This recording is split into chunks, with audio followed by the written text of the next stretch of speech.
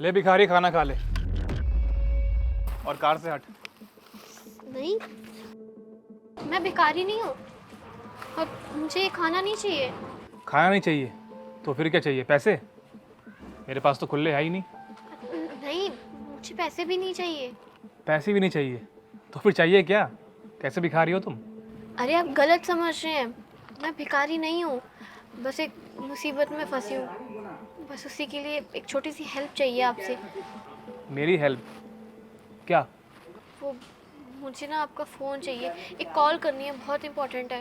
अब फ़ोन कैसे दूँ? तुम लेके भाग गई तो? अरे नहीं नहीं, ये कैसी बातें कर रहे हैं आप? भला मैं आपका फ़ोन लेके क्यों भागूंगी? बस एक इम्पोर्टेंट कॉल करनी है, वो करवा दीजिए, बहुत एहसान रहेगा आपका। अच्छा ठीक है, नंबर क्या है बताओ। 8828। लो बात करो। हेलो, कौन? हेलो माँ, मैं प्रीत। अब तू मुझे क्यों कॉल कर रही है जब घर छोड़कर जा चुकी है? अब क्या चाहिए तुझे हमसे? माँ मेरी बात तो सुन लीजिए। मुझे तेरी कोई बात नहीं सुननी। हे भगवान, कैसी मुसीबत में फंस गई हूँ। ये लीजिए आपका फ़ोन। ये जिनसे आप बात कर रही थी कॉल पे अभी, आपकी मम्मी थी? जी। तो आपकी मम्मी आपसे इस तरह बात क्यों कर रही थी? कुछ हुआ है क्या आप दोनों के बीच में? अब क्या बताऊँ मैं आपको, मैं एक छोटे से गांव से बिलोंग करती हूँ, पढ़ना लिखना चाहती हूँ और मेरे माँ बाप चाहते हैं कि मैं शादी कर लूँ, पर मुझे शादी नहीं करनी। मुझे अभी आगे पढ़ना है, कुछ करके दिखाना है अपने दम पे। और मेरे माँ बाप ने तो मेरा रिश्ता भी तय कर दिया था कहीं, बस इसीलिए मुझे अपने घर से भागना पड़ा और मैं यहाँ आके फंस गई। अच्छा ये बात है। जी, और मैं अपने साथ घर से कुछ पैसे और फ़ोन भी लेकर आई थी, पर शायद गलती से वो सब बस में ही रह गया। और जिसके भरोसे आई थी उसका नंबर मिला मिला के थक चुकी हूँ, पर वो फ़ोन ही नहीं उठा रही है। देखिए ना, क्या सोच के आई थी और क्या हो गया। सोचा था शहर में आऊँगी, अच्छी कमाई करूँगी और अपनी पढ़ाई पूरी करूँगी, पर ऐसा कुछ होता मुझे दिख तो नहीं रहा। और सोचा था कि माँ को फ़ोन करूँगी, उनसे कुछ पैसे मांग लूँगी और वापस गांव चली जाऊँगी। फिर अब मुझे समझ में नहीं आ रहा कि मैं क्या करूँ। ना तो पैसे हैं और ना माँ मदद करने को रेडी।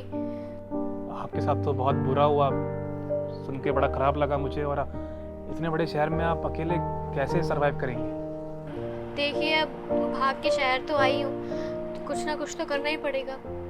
मैं देख लूँगी, कर लूँगी कुछ ना कुछ, कहीं जॉब वगैरह कुछ मिल जाए तो। अच्छा वैसे आपने बताया कि आप पढ़ी लिखी हो, कहाँ तक पढ़ी हैं आप? क्या किया है आपने? जी, मैं पढ़ी लिखी हूँ, मैंने ग्रेजुएशन करी है बीकॉम से। बस पोस्ट ग्रेजुएशन करनी थी, इसीलिए शहर आ गई थी। सोचा था जॉब मिलेगी तो करूँगी, बट अब देखती हूँ। फिर तो कोई बात ही नहीं फिक्र करने की।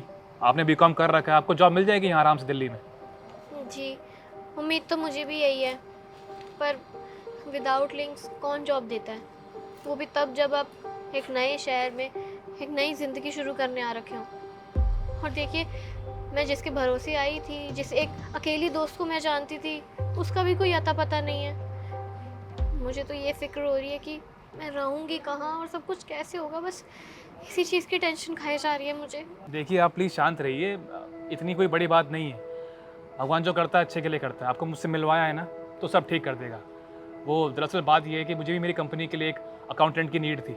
मेरा अपना ऑफिस है, एक काम करते हैं आप साथ चलिए मेरे ऑफिस, वहाँ करते हैं बैठ के बात, आपका इंटरव्यू कर लेंगे। सब सही रहा तो आपको जॉब मिल जाएगी, और रही बात आपके रहने की तो वो मैं देख लूँगा। ओके? आप सच कह रहे हैं? हाँ हाँ मैं सच बोल रहा हूँ एकदम। अब और स्ट्रेस बिल्कुल मत लो। आपका बहुत बहुत शुक्रिया। आपने तो 1 मिनट में मेरी सारी मुसीबतें दूर कर दी। मैं आपका ये एहसान कभी नहीं भूल पाऊंगी। Thank you so much. अरे ऐसी कोई बात नहीं है, इट्स ओके। एक काम करते हैं, मेरे ऑफिस चलते हैं, वहाँ करते हैं बात आराम से बैठ के। ओके आइए बैठिए।